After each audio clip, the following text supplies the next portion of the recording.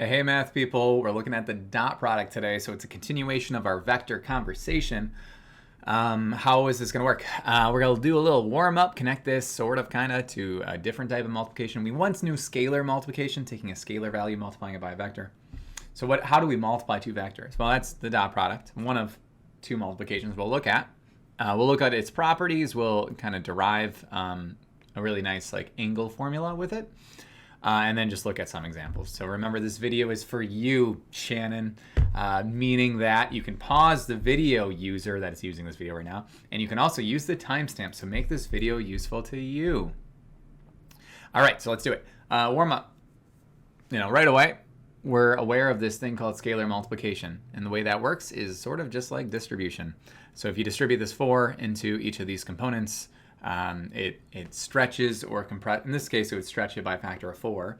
I'm saying, 3 right, 2 forward, 1 up. It just stretches all those to 12 right, 8 forward, 4 up. So scalar multiplication stretches or compresses a vector, like a rubber band. Okay. How do we multiply vectors? Here's one of the ways that we do it.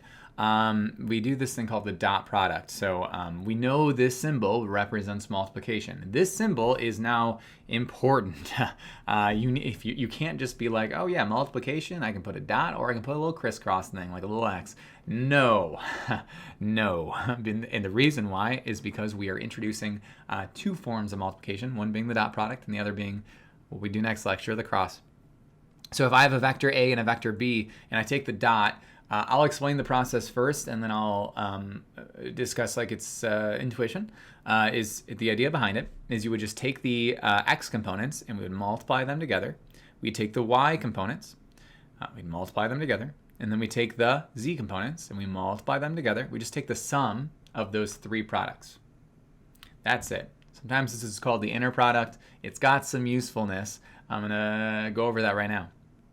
So actually see if you can practice with just these two-dimensional vectors. What would be the dot product of each of these? So remember, you multiply the corresponding components together, and then you take the sum of each of those corresponding components. All right, 3, 2, 1, here it is. So yeah, in each of these cases, 2 times 1 is 2, and then 3 times 1 is 3. So 2 plus 3 is 5. All right, the dot product between these two vectors is 5. You'll notice that the dot product of two vectors produces a scalar. It produces a constant number. Okay, whatever that means for now. It'll mean something different next lecture. All right, over here just happens to equal 0. Interesting how that worked out. Wonder what that means. I wonder if that's a special type of thing here between these two vectors. And then the last one, we end up getting negative 14. Pretty large negative number here for this one. All right, so what do these numbers mean? Is probably what you're thinking, right? We're not just doing a random process, getting a number and walking away. We're actually doing something meaningful, right? So you'll notice that the angle that's created between these two vectors in the first case, it's an acute angle, all right? It's an acute angle. You'll notice that the angle, and now I did my best to draw it, between these two vectors starting at the origin is a right angle. Here it is, right angle. All right, and then you'll notice this is a very obtuse angle, very large angle for this negative number. And that's the story, people, is that if you have a positive dot product, and it doesn't matter the way you apply the dot product. Consider how the multiplication and addition are commutative, so it doesn't matter if you do b dot a or a dot b.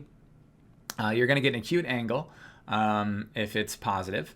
If it's exactly 0, that creates a right angle. So it's nice how special number, special case. And if you get a number that's negative, it'll create an obtuse angle. That's the story behind it all. So yeah, if we're going to go ahead and cover some properties of dot products, this one's really easy to verify. If you're going to do A1, A2 dotted with A1, A2, it's going to be A1 squared plus A2 squared.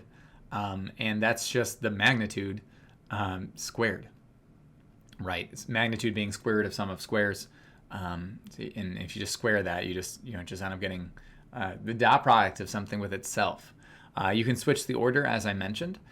You can distribute a dot product into the sum of two vectors, interesting, or you can take the sum of two vectors first. If there's scalar multiplication in the way, you can either dot first or scalar multiply first. It doesn't matter. And then if you take the dot product with 0, right? 0, comma 0, comma 0. If you have 1, comma 2, comma 3, 0 times 1 plus 0 times 2 times 0 plus 3 plus 0 times 3, it's 0. So if you dot with 0, you just get 0.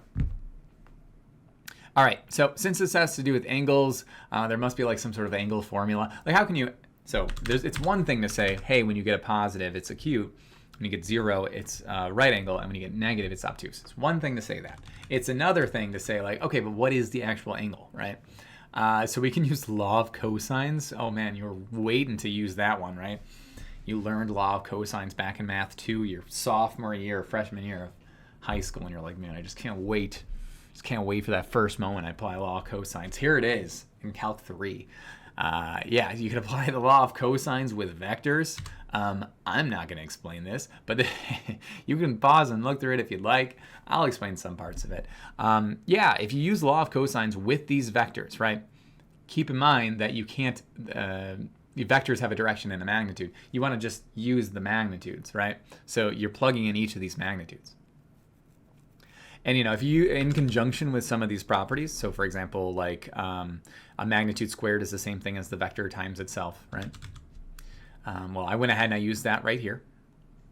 All right, what else did I do? I just did a direct substitution for each of these, and then I did that rule. I actually used this rule quite a bit. This is actually a very important rule to do here. So I used it to get blue here to this expression, and then I used it to get yellow and green to get these expressions. And what you see is a whole ton of canceling, which is really nice. The a dot a cancels with this a dot a. This b dot b cancels with this b dot b. But then what you're left with is -2 times the dot product of a and b, and then -2 times the magnitude of a times the magnitude of b times the cosine of theta. That's the angle I'm trying to pluck out. So I'm just dividing out this coefficient here. That's all that comes after. This is a coefficient of cosine theta.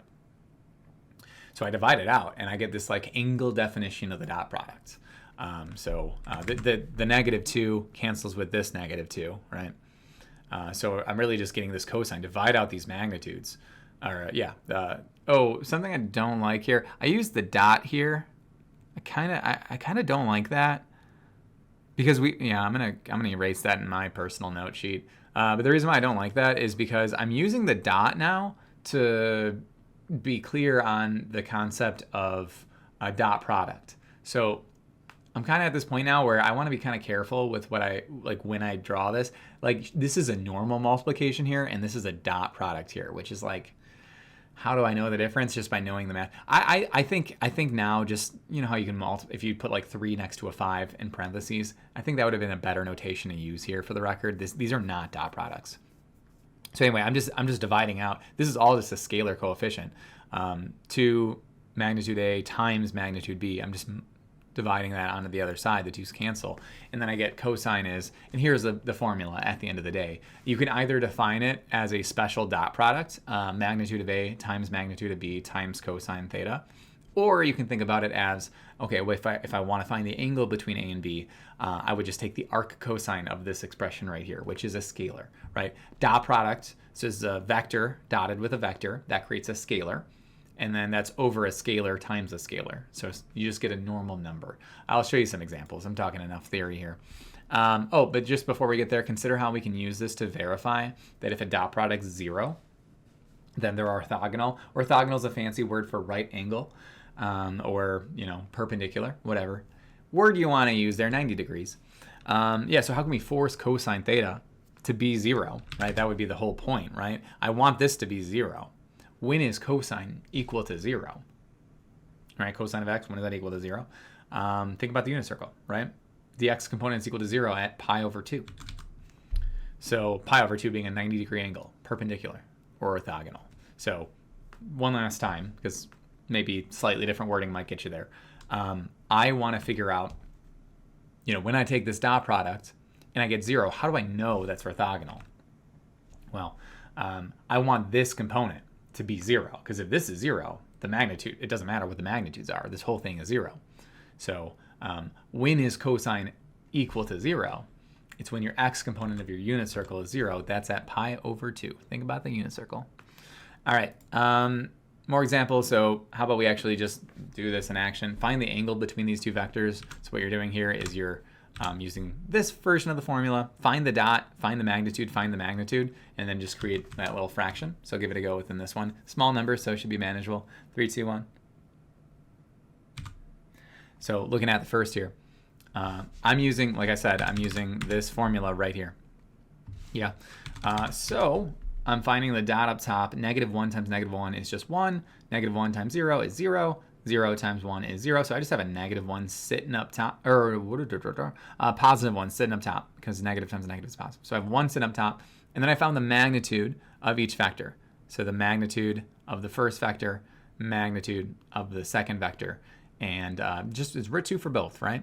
Square root of sum of squares. And root 2 times root 2 is just 2. So I'm getting 1/2. Is that the angle? No. This is equal to 1/2. I want to find theta to get the angle. So I got to find the arc cosine of that 1/2.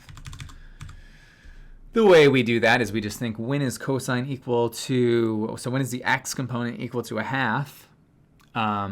Keeping in mind it's positive 2, so it's going to be an acute angle. So it's going to happen in the first quadrant. That's at pi over 3. So again, on the unit circle, I'm just trying to figure out when cosine being the x values, is equal to 1/2.